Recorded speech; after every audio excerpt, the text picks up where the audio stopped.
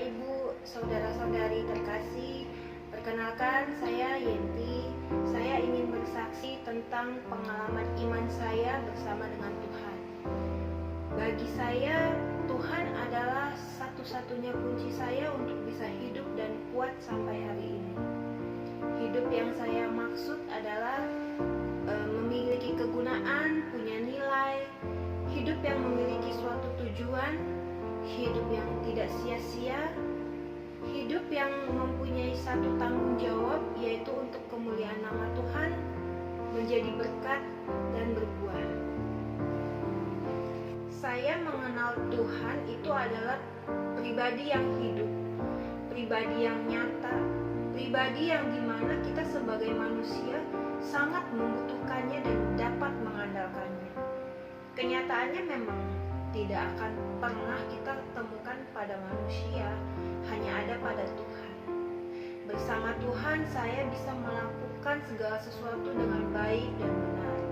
Saya sadari bahwa tidak ada yang tidak bisa selama saya mengandalkan Tuhan. Namun terkadang hal itu tidak mudah, karena saya juga terkadang terlalu fokus dengan tantangan, dengan masalah yang dihadapi, sampai-sampai tidak sadar bahwa saya telah mengandalkan kekuatan saya sendiri, yang akhirnya membuat saya jatuh. Begitu baiknya Tuhan, begitu setianya Tuhan. Dia selalu ada bersama saya sekalipun saya pernah melupakannya. Dengan mengingat Tuhan saja, itu sudah menjadi obat buat saya yang paling manjur. Saya teringat, saya pernah waktu saya mengalami suatu masalah yang dimana membuat saya merasa buntu, saya merasa sulit, saya merasa tidak bisa apa-apa lagi. Tidak ada yang bisa kuandalkan, dan semua itu membuat saya lelah. Teman bercerita pun sudah tidak ada. Bukan tidak ada sih, cuman maksudnya saya lebih kepada tidak ada gunanya saya menceritakannya karena tidak membuat saya lebih baik. Tapi yang dahsyat, di titik tersulit itulah Tuhan menyadarkan saya akan kehadirannya. Tiba-tiba saya memikirkan Tuhan, saya mengimani Tuhan ada di depan saya. Di sanalah letak kekuatan saya. Mungkin kalau digambarkan itu seperti saya dihadapkan kepada kedua orang tua saya, di mana hanya mereka yang mengerti saya, dan saya datang terus mereka membuka tangannya lebar-lebar tuh dan memeluk saya seperti itu. Jadi sebegitu dalamnya perasaan itu ada, sebegitu hebatnya perasaan itu ada. Saya menyambut pelukannya dengan tangisan yang meledak-ledak. Di sana ternyata Tuhan bekerja, Tuhan memulihkan, Tuhan menguatkan. Bukan berarti masalah yang saya hadapi hilang, tapi saya lebih dikuatkan kembali, diberi hikmat, lalu pelan-pelan saya dibekali keberanian untuk hadapi masalah yang ada, dan semua dapat teratasi, tentunya bersama Tuhan. Saya mau bilang Tuhan itu dahsyat, dan bahkan saya sendiri tidak sadar bahwa masalah itu bisa saya lewati. Ternyata itulah mungkin yang dinamakan Tuhan yang bekerja, bukan saya. Berserah kepada Tuhan, Tuhan yang melakukannya untuk saya. Kuncinya ya berserah sih, berusaha yang saya bisa, tidak memaksakan kehendak saya, dan selebihnya Tuhan akan ambil alih. Itu nyata dan sudah beberapa kali saya alami seperti itu. Puji Tuhan. Saya tumbuh dari keluarga yang bukan anak Tuhan, bahkan tidak mengenal Tuhan. Saya SMA sekolah di sekolah Kristen. Tiap Jumat ada kegiatan ibadah di gereja. Kebetulan sekolah sebelahnya juga ada didirikan sebuah gereja. Jadi pada saat itu saya biasa aja ikut ibadah, ya tetap ikut ibadah. Saya seringnya ditugaskan sebagai kolektor pada saat itu. Tapi saya tidak mengalami apa-apa pada saat itu sih. Jadi setelah itu saya lulus, saya kuliah, semua biasa aja, hidup ya sudah jalanin saja. Lalu kemudian saya mulai diberi nasihat oleh kakak saya yang waktu itu sudah terlebih dahulu masuk dan percaya kepada Tuhan. Saya setuju sih dengan apa yang disampaikan kepada saya, karena hal-hal yang disampaikan itu ya memang benar sifatnya, seperti hidup benar dan sebagainya. Percaya Tuhan itu yang saya belum sampai gitu. Akhirnya semua berjalan begitu saja. Nah, pada saat saya sudah bekerja, di sanalah saya mulai yang namanya mengalami Tuhan. Mungkin kalau dibilang mengenal ya, saya sering mendengar nama Tuhan Yesus, tapi mengenal lebih itu belum. Dari sebuah kejadian yang seolah-olah itu mimpi terburuk dalam hidup saya, yang akhirnya membawa saya kepada Tuhan, yaitu melalui kakak saya yang satunya lagi. Jadi waktu itu kakak saya mengalami sesuatu itu berdampak kepada diri saya, karena sayangnya saya kepada kakak saya. Mengerikan dan di luar pemikiran saya kalau ada masalah yang seberat itu dalam hidup saya, di dalam hidup keluarga saya. Disitulah tiba-tiba saya menyebut nama Tuhan Yesus. Saya ingat waktu itu di bangku mana yang saya duduki, sambil saya memegang kakak saya, dalam hati saya bilang, Tuhan Yesus tolong. That's all. Jadi mulai dari sana saya bukan menagih mana Tuhan Yesus, mana yang katanya bisa menolong dan sebagainya, tapi ternyata dari sanalah Tuhan terus pimpin saya. Tanpa saya sadari, saya sedang dituntun Tuhan. Saya bingung kenapa saya nggak tagih ya, tapi ya saya baru sadar sekarang ternyata Tuhan sedang berproses buat saya waktu itu. Saya ikutin semua proses pemulihan kakak saya tidak ada keluhan, saya tidak ada sedih yang bagaimana, flat aja gitu. Saya ikutin aja. Setelah kakak saya pulih, di sana semuanya selesai. Jadi Tuhan Yesus seolah-olah mengingatkan saya tentang perkataan saya waktu itu. Tuhan Yesus tolong. Dan bukti nyata bahwa semua itu Tuhan yang buat. Saya mulai mengenal Tuhan melalui Pastor Sius. Saya mulai penasaran apa sih yang Tuhan perintahkan kepada manusia dalam hidup ini. Di sana saya mulai belajar, saya mulai penasaran.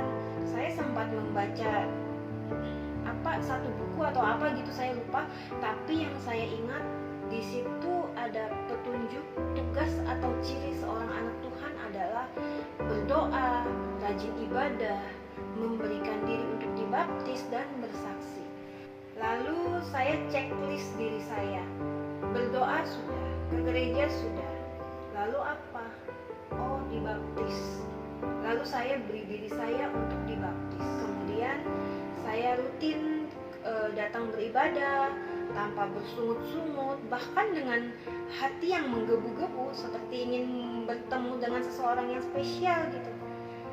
Nah, saya berangkat sendiri tiap hari Minggu ke gereja. Bahkan saya tidak memikirkan di gereja situ saya akan ketemu dengan siapa, kenal siapa. Saya fokus mencari Tuhan. Ada sih kakak saya yang terlebih dahulu aktif di gereja situ, tapi saya tidak terlalu banyak bertemu dengan kakak saya karena dia punya tanggung jawab sebagai pelayan di sana. Ada hal-hal yang harus dia kerjakan. Jadi saya selesai ibadah ya saya pulang. Semua begitu aja terus berlangsung tanpa saya sadari semua itu ternyata saya sedang dalam proses mengenal Tuhan. Dan sampai hari ini saya ada semua karena perbuatan pertolongan Tuhan. Puji nama Tuhan, dalam proses saya berpindah keyakinan tidak ada tantangan yang berarti termasuk dari orang tua. Itu dikarenakan kakak sudah duluan melewati proses itu. Jadi setelah kakak saya aktif di gereja, ternyata kehidupan dia membawa berkat dan ada perubahan dalam hidupnya yang kemudian disaksikan oleh keluarga. Nah, khususnya untuk orang tua saya, ya kan. Jadi pada saat saya berpindah keyakinan, tidak ada sedikit pun tantangan dari orang tua. Setelah saya mengikut Tuhan Yesus, hidup saya mulai tertata dengan baik. Saya akui itu dan saya sadari dan saya menikmati setiap proses bersama Tuhan. Saya tidak tahu ya kenapa saya merasa diri saya ini spesial di mata Tuhan. Ya memang kenyataannya kita semua spesial di mata Tuhan. Saya bersyukur dengan ketaatan yang Tuhan mampukan membawa saya kepada banyak berkat yang Tuhan sediakan bagi hidup saya sampai hari ini. Saya diberi suami yang takut akan Tuhan, sekaligus saya diberikan mama papa baru yaitu mertua saya sendiri. Beliau-beliau juga pribadi yang hidup takut akan Tuhan. Saya pun diberikan anak-anak yang luar biasa diberkati. Itu semua dari mana datangnya kalau bukan dari Tuhan? Puji nama Tuhan. Banyak sekali hal-hal yang luar biasa yang Tuhan izinkan dalam hidup saya. Bahkan tidak saya menceritakan perbuatan Tuhan yang luar biasa dalam hidup saya. Salah satu pengalaman yang luar biasa yang saya lewatin bersama Tuhan adalah di saat saya punya anak kedua. Saya diizinkan melalui suatu masa yang sulit bagi saya dan suami secara pribadi. Saya harus melihat anak saya terbaring lemah di rumah sakit dengan segala selang yang ada pada tubuhnya. Bahkan saya tidak bisa menemui bayi saya sejak dia lahir sampai hari ke-7. Baru saya bisa memegangnya, saya berbicara dengannya. Bayangkan, saya habis melahirkan, tapi saya tidak pernah melihat bahkan menyentuhnya sedikit pun. Saya tidak tahu wajah aslinya seganteng apa.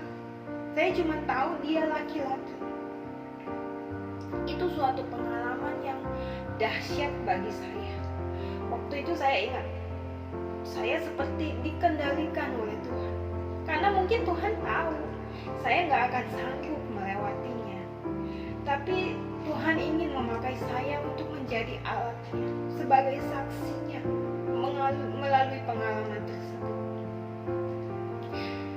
Dan bayangkan, saya seperti dialihkan pikirannya dari masalah yang ada. Sehabis melahirkan saya memang sempat down, saya nangis puas-puasnya karena kondisi yang sulit itu. Tapi setelah itu saya diam dan saya mulai diberi ketenangan sama Tuhan. Lucunya, hari demi hari saya lewati tanpa memikirkan hal yang berat. Saya hanya fokus sama pemulihan diri saya, karena saya berpikir, kalau saya sakit, bayi saya gimana? Akhirnya saya tidak memikirkan yang lain kecuali pemulihan diri saya. Sampai hari di mana saya bisa bertemu dengan si kecil, itu pun saya belum diizinkan bawa dia ke rumah karena kondisinya masih belum memungkinkan dia untuk pulang ke rumah. Akhirnya saya dan suami harus bolak-balik ke rumah sakit untuk mengunjunginya. 7 hari kemudian baru anak saya boleh pulang. Kalau dihitung 2 minggu pas setelah dilahirkan, anak saya baru bisa pulang ke rumah dan hidup normal bersama saya. Jadi semua itu saya percaya, itu proses yang Tuhan izinkan bagi saya. Dari kejadian itu saya kembali dikuatkan. Saya mengalami mukjizat demi mukjizat yang Tuhan nyatakan bagi hidup saya. Sampai hari ini peristiwa itu menjadi suatu pengalaman iman yang indah bagi hidup saya. Sampai hari ini saya masih suka mengingat-ingat masa sulit itu yang telah Tuhan ubah menjadi pengalaman yang indah bagi saya secara pribadi. Saya bersyukur, saya bahagia, saya bangga punya Tuhan yang luar biasa. Demikian kesaksian ini dapat saya sampaikan. Saya bersyukur saya bertumbuh di gereja ini yang menurut saya tempat saya jatuh cinta kepada Tuhan Yesus adalah di sini. Saya bersyukur saya ditempatkan di gereja yang menurut saya lebih dari cukup. Di sini saya diberikan oleh Tuhan saudara, teman, adik, kakak, paman, orang tua, anak, tante, dan bahkan oma dan opa ada di tempat ini semuanya. Saya merasa ada rasa kekeluargaan yang benar-benar kuat dalam lingkungan ini. Saya berterima kasih kepada jemaat yang senantiasa saling mendoakan satu dengan yang lainnya, termasuk mendoakan saya. Harapan saya tetap setia dengan Tuhan Yesus sampai pada akhirnya Tuhan datang. Tuhan Yesus memberkati.